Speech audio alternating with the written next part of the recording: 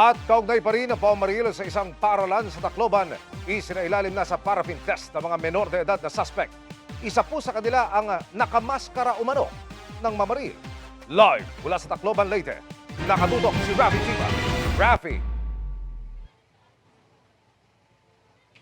Emil, narito nga tayo ngayon sa labas itong San Jose National High School kung saan nangyari nga yung pamamaril alas 9 kaninang umaga kung saan 3 estudyante ang namatay.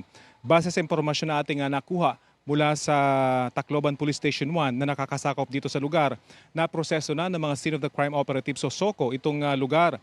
Matipid sa impormasyon ng Police Station 1 dahil ongoing pa raw ang kanilang investigasyon. Ang 2 suspect na 14 at 15 taong gulang dinala na sa ospital para sa ilalim sa medical examination at paraffin test. Dahil nga minor de edad, DSWD ang pangunahing magkukustudiya sa kanila ayon sa isang investigador na ating nakausap. Sa huling tala, 11 ang sugatan sa pamamaril pero posible pa raw yang madagdagan. Dahil nagkagulo kanina at kanya-kanya ng takbuhan palayo ang mga estudyante nang magsimulang mamaril ang 2 minor de edad.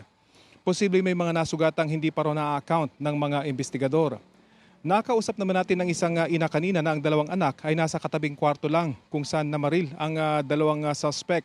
Tumanggi siya magpakita ng mukha dahil traumatized pa raw siya sa nangyari. Naroon daw siya mismo nang maaresto ang isa sa mga suspect.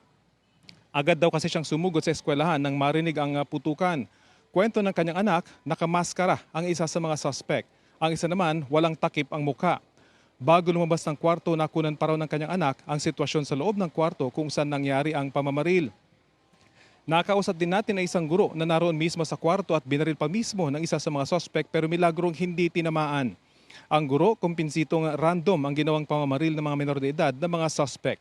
Narito ang pahayag ni Christine, ang inang ating nakausap. Yung mas bata po, nagmaskara daw, nag-face mask. Pero yung mas matanda na 15 years old, walang takip ang muka. Yung mga anak ko sumakit yung ulo ng bunso kasi sa aligaga kanina. Ngayon lang ay kinumpirma ng Eastern Visayas PNP na 11 nga yung hiling bilang ng mga sugatan ng gunshot wounds doon sa nangyaring insidente. 6 sa mga sugatan ay mga babae at 5 ay mga lalaki. Sila naman daw ay nasa mabuti ng kalagayan. Yung 2 suspect nga ay sumasailalim pa rin sa paraffin test at medical examination at inaasang ididiretso na sa kustodiya ng DSWD sa isang center dito for Children in Conflict with the Law sa barangay Tagpuro. Yan ang latest mula rito sa labas ng San Jose National High School sa Tacloban. Emil? Maraming salamat, Rafi Tima.